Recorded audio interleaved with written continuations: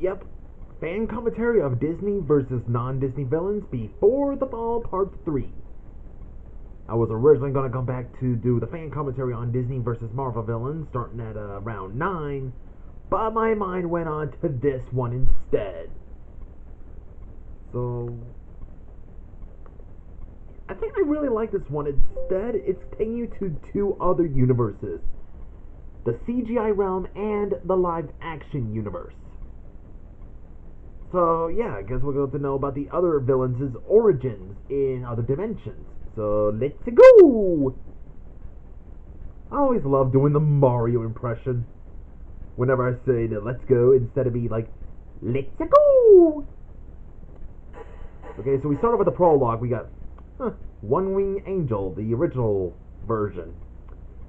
Starting off with the Hollow Bastion, we got King Ansem. The keyhole is now complete. We're using fake Ansem as King Ansem the Wise instead, huh? Okay, I mean, that dude took his name. Either that is Ansem the Wise who became this way, or it was his apprentice that took over his life and took his name, I guess. I don't know. But all I know is that Xehanort, Xemnas, and Ansem are 3 separate characters now, so it'll avoid the confusions. So yeah, he found the world's keyhole, which is Hollow Bastion's own keyhole is Kingdom Hearts. Shouldn't the keyhole, the final one, be like in this one? As I played the game many times, and I know where it's actually located. So wouldn't it make sense if it was in this direction instead of like, you know, that Kingdom Hearts being like the keyhole? Well, I'm just saying. But then his top general, Sephiroth. Now we got Final Fantasy characters here. Decided to go rebel against Ansem. So basically, we're having a rivalry between Ansem and Sephiroth? Now, that'd be interesting. Actually, I like in Disney versus non-Disney villains in this one. Basically, it's like Kingdom Hearts is basically the Disney Final Fantasy, except it does have some original Final Fantasy characters in it. This is basically the Disney Final Fantasy villains versus the real Final Fantasy villains. And it's kind of interesting. Oh yeah, Ansem versus Sephiroth, made by GA Villain. So this is the first fight, of course. Just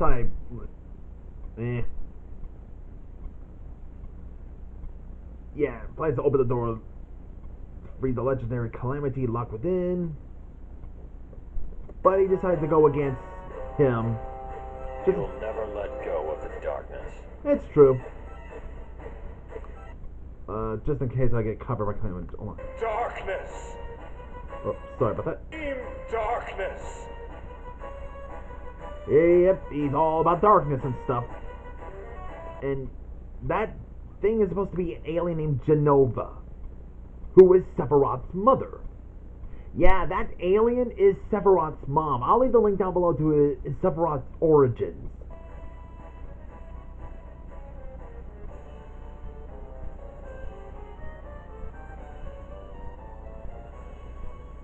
And because they both leave, and Ansem leaves Hollow Bastion to be destroyed.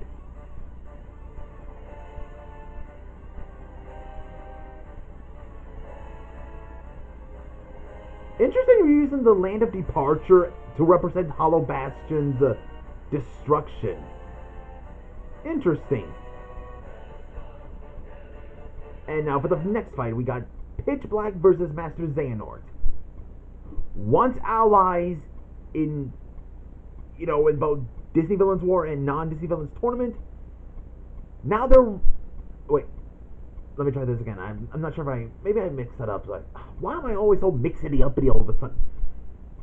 First, they were allies in Disney Villains War, non-Disney Villains Tournament, and now they're rivals in Disney versus non-Disney Villains. You better have a good reason for dragging us down here. Yeah, so Pitch Black, you know, summons both the Fairy Godmother and Prince Charming, and what I know in the description that he says, went to the fairy godmother, but look, the way she says that line, it doesn't look like he found them. It looks like he just summons them to his lair. Yeah, summons them. You better have a good reason for dragging us down here. Yeah, see what I'm saying? So he asked the fairy godmother for a boost of power. You know, just to get rid of Master Xehanort, just so he could be the new king of the multi-world nation. Really? Multi-world nation? Being like the king of the multiple nations? That'd be interesting.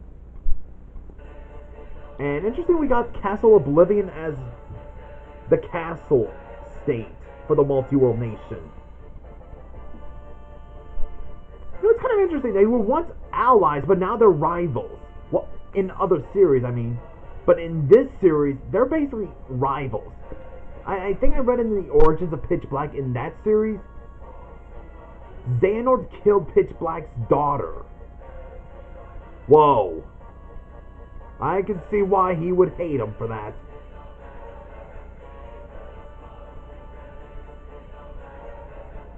Face your fear. You're too old and feeble to continue on.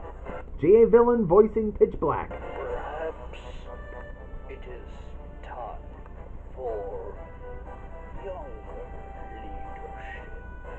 Huh? But I wouldn't count myself out just yet. He's probably planning something. We both know it. So Pitch Black wins. And now he'll be the new king of the multi-world nation. And now we go to the live-action universe. We got Regina running away. So now in this one we get Once Upon a Time characters being their own characters rather than having either the Disney villains be the forms of the Once Upon a Time versions. So basically Regina is her own character instead of having Grimhilda being the form of Regina, just like in Disney versus Marvel villains.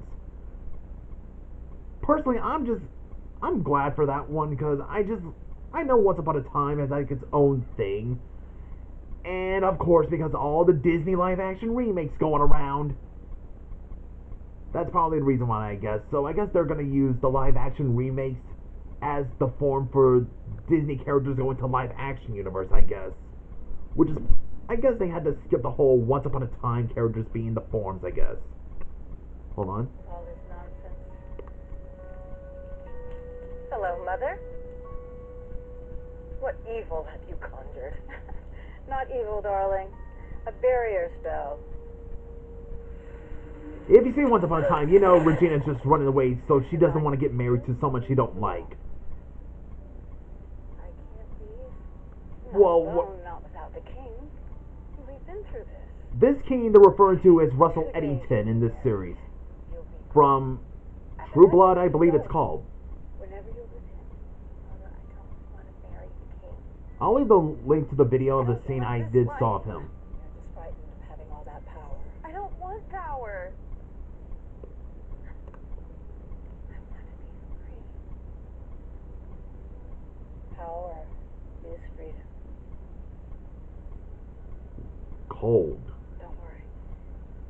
I'm here to show you. Yeah. Poor Regina. And then we get that cool scene I really love out of all of it. Rumpelstiltskin summoned Pinhead just to ask for an advice on how to kill Sauron. Huh. And here's the dialogue between these two. Interesting. No box. No box. No box! The Dark One. La Prince of Pain.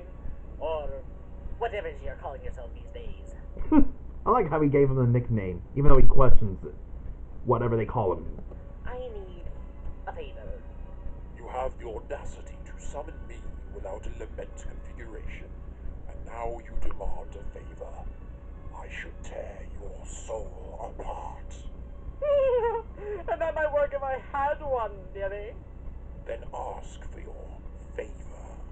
Sauron, while he wears the One Ring, he is invincible. I need to know how to Kill him. I love how the way they get Rumpelstiltskin in that. It just kind of fits his personality, in a sense. And the way he hit the dialogue and the acting, I just love Rumpelstiltskin in this one. Whoever's voicing Rumpelstiltskin is doing a really awesome job, and I applaud.